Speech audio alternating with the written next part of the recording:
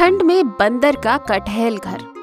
जंगल में चिंटू नाम का बंदर रहता था, जो बड़ा ही नटखट और साथ ही साथ दिल का बड़ा अच्छा था। वो हमेशा जंगल में कोई ना कोई उधम मचाते ही रहता था। अगर कोई जानवर उसके पास मदद के लिए आता तो वो बिना देरी किए उसकी मदद भी करने लगता। इसलिए वो जानवरों का चहीता था, सिवाय लोमड़ी के। लोमड़ी और चिंटू की बिल्कुल भी नहीं बनती थी। वो हमेशा एक दूसरे से लड़ते रहते। अब ठंड का मौसम था, जंगल में काफी ठंड पड़ रही थी। ठंड के मारे जानवर काफी परेशान थे। एक दिन हाथी और हिरन जंगल में घूम रहे थे। अरे बाप रे, इस खंबा का ठंड ने तो हमारे सारे ग्लैमर का सत्यानाश ही कर डाला। अरे अब तेरे ग्लैमर को क्या हो गया?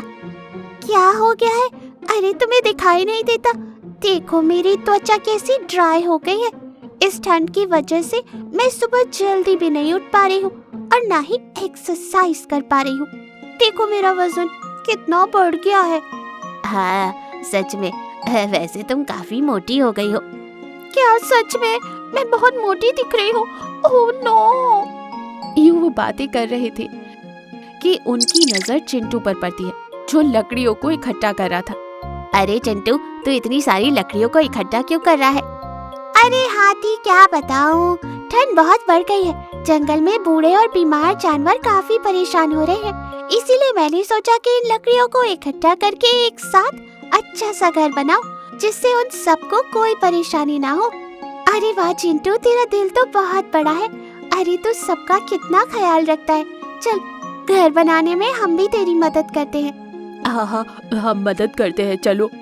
यूं वो दोनों चिंटू की मदद करने लगे। ये सब कुछ दूर से खड़ी लोमड़ी देख लेती है और अपने मन में सोचती है, ओह, बड़ा आया घर बनाने वाला। जब देखो तब जानवरों की नजर में अच्छा बनने का नाटक करता है। ढोंगी कहीं का। मैं भी देखती हूँ ये घर कैसे बनता है। ये सोचकर लोमड़ी उस रात चुपके से चिंटू की जमा की हुई सारी लकड़ियां चुरा लेती है। अगले दिन चिंटू लकड़ियों को ना पाकर परेशान हो जाता है। अरे हाथी बहन, कल हमने जो लकड़ियाँ इकट्ठा की थी वो कहाँ गई? अरे हाँ, लकड़ियाँ कोई चुरा ले गया लगता है। हो ना हो ये उसी लोमड़ी का हाथ है। उसी ने ऐसा किया होगा। मैं उसकी हरकतों को अच्छे से जानता हूँ। उसी ने मेरी लकड़ियाँ चुराई हैं। चिंटू ये बोल ही रहा था कि वहाँ लोमड़ी आती है। अरे ओ चिंटू, चोर किसको बोल रहा है तू? देख लोमड़ी, मुझे कोई शौक नहीं है तुझसे बहस करने का। मुझे अच्छे से पता है कि तूने ही मेरी लकड़ियाँ चुराई हैं। मेरी लकड़ियाँ मुझे वापस कर दे। ठंड बहुत ज्यादा है। मुझे बीमार जानवरों के लिए घर बनाना है। अरे चल हट, आया बड़ा बीमार जानवरों के लिए घर बनाने वाला। मुझे नहीं मालूम तेरी लकड़ियाँ कहाँ है, समझा? और खबरदार, मुझसे पंगा लेने की कोशिश भी की तो। ये कहकर लोमड़ी वहाँ से चली जाती है। धीरे धीरे जंगल में अब ठंड काफी बढ़ गई थी। चारों ओर कोहरा छा गया था। जोर जोर की ठंडी हवाएं चलने लगी। सारे जानवर काफी परेशान थे। हिरन अपने दोनों बच्चों को लेकर लोमड़ी के पास जाती है। लोमड़ी बहन, बाहर बहुत ठंड है। मेरे दोनों बच्चे ठंड के मारे कांप रहे हैं। आज की रात क्या तुम मुझे और मेरे बच्चों को अपने घर में रहने दोगी? अरे चल चल, ये कोई धर्मशाला नहीं है, मेरा घर है। मैं तुझे और तेरे बच्चे को यहाँ पर क्यों रखूंगी? चल जा यहाँ से। हिरन उदास होकर अपने बच्चों के साथ ठंड में काफी परेशान हो रही थी। ये सब पेड़ पर बैठा चिंटू देखकर उदास हो जाता है और मन ही मन सोचता है, काश मेरा वो घर बन गया होता तो आज हिरन और उसके बच्चे आराम से घर में रहते और उन्हें ठंड नहीं लगती। वो ये सोच ही रहा था कि तभी जिस पेड़ पर वो बैठा था उससे आवाज आती है। वो एक कटहल का पेड़ था। चिंटू, तुम एक नेक दिल बंदर हो। तुम्हें हमेशा दूसरों की चिंता लगी रहती है। तुम अपने से पहले दूसरों के बारे में सोचते हो, और जो अपने से पहले दूसरों की सोचता है उसका कभी बुरा नहीं होता। ये लो कटहल का घर। ये कटहल का घर तुम्हारे लिए मेरी तरफ से एक तोहफा है। पेड़ के ये कहते ही चिंटू के सामने एक बड़ा सा कटहल का घर आ जाता है, जिसे देख चिंटू काफी खुश हो जाता है। वो पेड़ का धन्यवाद करता है।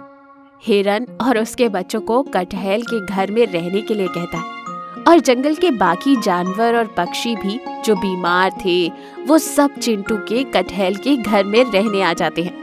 वहीं बाघ लोमड़ी को घर से निकाल देता है और खुद अपनी बीवी और बच्चों के साथ लोमड़ी के घर में रहने लगता है। अब लोमड़ी के पास भी रहने के लिए कोई ठिकाना नहीं था।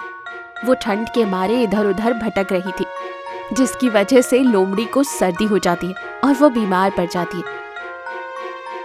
ये देख चिंटू उसके पास जाता है और कहता है, अरे लोमड़ी, तुम्हें तो सर्दी लग गई है, चलो मैं तुम्हें कटहल के घर में ले चलता हूँ, वहाँ तुम्हें आराम मिलेगा। चिंटू की बात सुनकर लोमड़ी को अपनी गलती का एहसास होता है और वो चिंटू से माफी मांगती है। चिंटू, मैंने तुम्हारे साथ बहुत बुरा किया, फिर भी तुम मेरी मदद कर रहे हो। आज के बाद मैं किसी के साथ बुरा नहीं करूँगी, तुम सब मुझे माफ कर दो। यूं लोमड़ी और बाकी जानवर फिर बंदर के कटहल के घर में मिलजुल कर रहते हैं।